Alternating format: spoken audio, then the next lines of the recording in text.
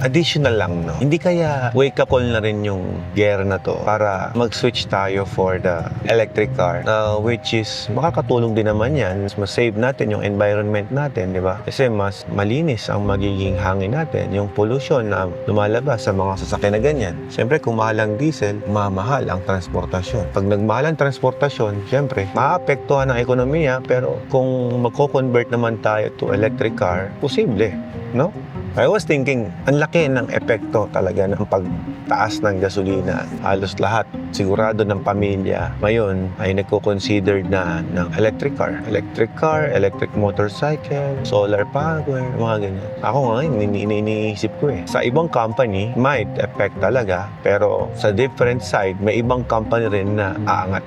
May good and bad effect talaga. Kumbaga, magkakaroon ng realization ng mga tao ngayon na mag-electric car na lang tayo or mag-electric bike. And even sa motocross, maganda rin yung nagawa nilang electric na motocross bike. Tapos ngayon, may lumalabas na rin. Si Can-Am, may papalabas siya na electric ADB. Kaya lang, 100 kilometers lang ang range. So, paano mag-adventure yun ng 100 kilometer range lang, di ba? Sa mga electric car na ganyan or electric motorcycle. And things to improve dyan is yung mileage, kung paano mo siya mapapalayo talaga ng, mapapabiyahe ka ng malayo.